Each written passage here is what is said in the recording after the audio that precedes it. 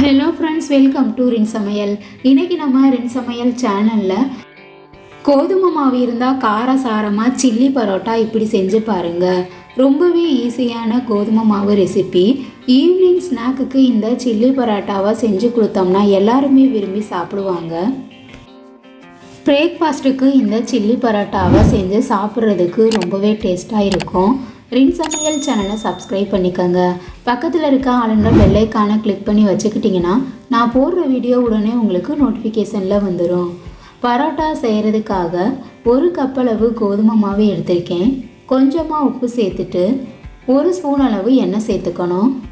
நாம் சேர்த்துருக்க எல்லா பொருட்களையும் நல்லா மிக்ஸ் பண்ணிக்கோங்க. தண்ணி சேர்க்குறதுக்கு முன்னாடியே இந்த மாதிரி நல்லா கலந்துடணும். கொஞ்சம் கொஞ்சமாக தண்ணி சேர்த்து மாவை சப்பாத்தி மாவு பதத்துக்கு சாஃப்டாக பிசைஞ்சுக்கோங்க.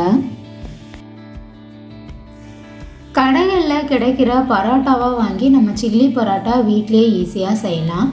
ஆனால் இந்த மாதிரி ஹெல்த்தியான கோதுமை மாவு வச்சு செய்யும்போது சாப்பிட்றதுக்கு ரொம்பவே டேஸ்ட்டாக இருக்கும். ஹெல்த்தியான ஈவினிங் ஸ்நாக் ரெசிபி. கொஞ்சம் கொஞ்சமாக தண்ணி சேர்த்து மாவை பிசைஞ்சுக்கோங்க. சப்பாத்தி மாவு பதத்துக்கு மாவை பிசைஞ்சாச்சு. இதுக்கு மேலே தண்ணி சேர்க்க வேணாம். மாவை ஊற வைக்காமலே நம்ம பரோட்டா செய்யலாம். எனக்கு இந்த மாவு பிசைறதுக்கு 1/2 கப் அளவு தண்ணி தேவைப்பட்டுச்சு.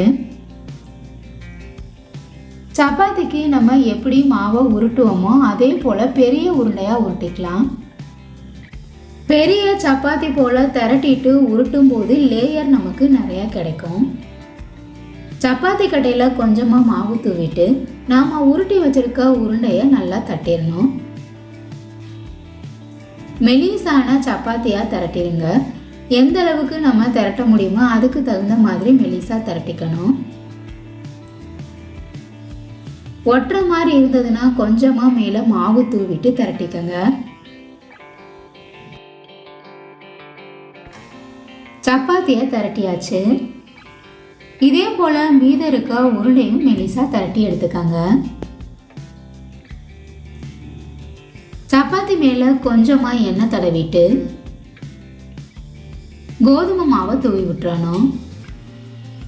இந்த மாதிரி எண்ணெய் தடவிட்டு கோதுமை மாவை தூவிட்டு ரோலாக உருட்டும் போது லேயர் ஒன்றோட ஒன்று ஒட்டாமல் வரும். மேலே லைட்டாக அழுத்தி விட்டுடலாம்.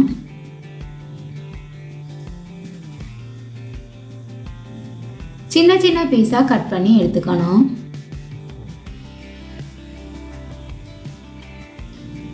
ரொம்ப தடிமனாக இல்லாமல் அதே சமயம் ரொம்ப மெலிசாக இல்லாமல் மீடியமான சைஸில் கட் பண்ணி எடுத்துக்கோங்க. இப்போ பாருங்கள், நமக்கு லேயர் லேயராக இருக்குது. இதே போல் மீத இருக்க எல்லா சப்பாத்தியையும் திரட்டி கட் பண்ணி எடுத்து வச்சுக்கணும். பொரிக்கிறதுக்கு அப்போ தான் ஈஸியாக இருக்கும். கடாயில் பரோட்டாவை பொரிக்கிறதுக்கு தேவையான அளவு எண்ணெய் சேர்த்துக்கோங்க. எண்ணெய் சூடானதுக்கு அப்புறமா நாம் கட் பண்ணி வச்சுருக்க ஒவ்வொரு பீஸையும் எண்ணெயில் எடுத்து போட்டுறணும். எண்ணெய்க்கு தகுந்த மாதிரி கொஞ்சம் கொஞ்சமாக சேர்த்து பொரிச்சு எடுத்துக்கோங்க. எண்ணெயில் சேர்த்த உடனே அடுப்பை மீடியம் ஃப்ளேம்லேயே வச்சுட்டு பொரிச்சுக்கணும். அப்போ தான் உள்ளுக்குள்ளே வெந்து வெளியில் நல்லா முறுமுறுப்பாக இருக்கும். அப்பப்போ நல்லா திருப்பி விட்டு வேக வச்சுக்கோங்க. கலர் மாறினதுக்கு அப்புறமா எல்லா பரோட்டாக்களையும் எண்ணெயிலேருந்து எடுத்துடலாம். மொறு மொறுன்னு சில்லி பரோட்டாவை பொரிச்சு எடுத்தாச்சு. இதே போல் மீத இருக்க எல்லா பீஸையும் பொரிச்சு எடுத்துக்கலாம்.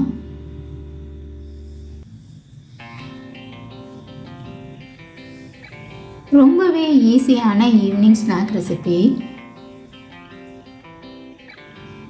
மசாலா ரெடி பண்ணுறதுக்காக கடாயில் 2 ஸ்பூன் அளவு எண்ணெய் சேர்த்துக்கணும். எண்ணெய் நல்லா சூடானதுக்கு அப்புறமா 1/2 ஸ்பூன் அளவு சீரகம், ஒரு பெரிய வெங்காயத்தை இந்த மாதிரி பெரிய பெரிய பீஸாக கட் பண்ணி வச்சுருக்கேன்.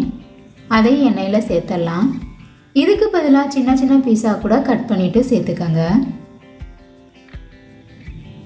எண்ணெயிலே வதக்கி விட்டுக்கணும்.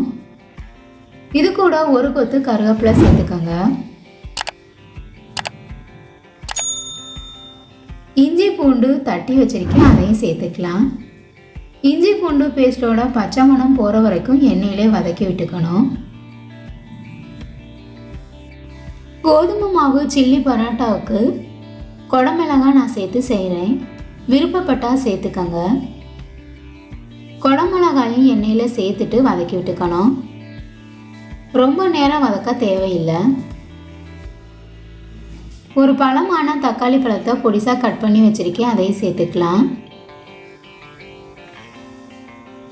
நம்ம சேர்த்துருக்க எல்லா பொருட்களையும் லைட்டாக வதக்கி விட்டுக்கோங்க.